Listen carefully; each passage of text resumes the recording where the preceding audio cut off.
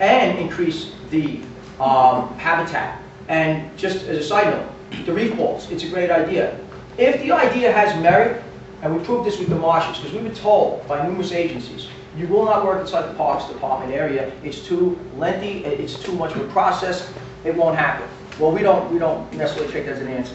Big Egg Marsh, Elders, Yellow Bar, that's because the pressure was put on and it was done. If it so happens that leaf balls or a substrate that has to be put down, the argument in merit is there, is that the best way to go, then we will fight, very actively for that matter to be accomplished, But again, taking into scientific concerns all along. So I'm hoping that we're not going to put forth this idea that, oh, we're going to have a magic wand in the oysters. But that, with eelgrass, with marsh restoration, with the reduction of nitrogen at the point source, wouldn't this be, a comprehensive plan? There's a degree of naivety here that, restoring ecosystems and restoring oysters to the bay is not going to be accomplished by keeping them in tailor boats, which are cages. No. Now, you have to deal with the whole system. We've been trying to address this issue with the DEC for the last 10 years, and there are restrictions and regulations. You can't put substrate out, you can't restore it, and just having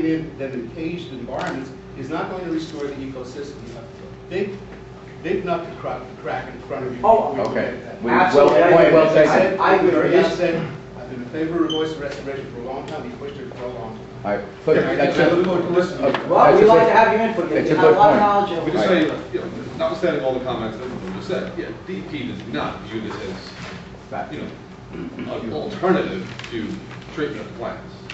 This is one of many solutions that need to be put together, and it's the cumulative impacts. We're not saying, you put oysters next week, everything's good. That's clear. That's clear. But the gist and the drive of the argument is that it's going to filter 50, 60 gallons a day. It's a drop in the bucket compared to the amount of oysters you're putting in there and the problem that it's facing.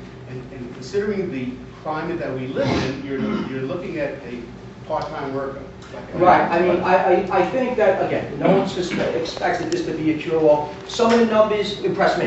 When Paul Mankiewicz tells me that 1 acre reef, 1 million oysters, is going to filter 65 million gallons a day, then you have a bigger drop in the bucket. Now you have some more reefs out there. You're right about the substrate. Look at the other areas. The reason I brought out the other project areas was not to say that they're comparisons. The reason I put it out there is that to look at the different options that they've taken. Look at the reef balls that they use down there to stabilize the shoreline.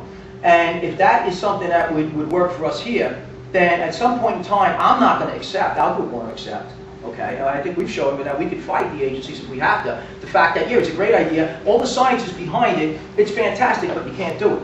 They said that about the marsh. I was told you would never have these marsh restoration projects. And now look, we have, what's the sum total money being spent on the marshes? Up to $30 million or something. So I understand where you come from.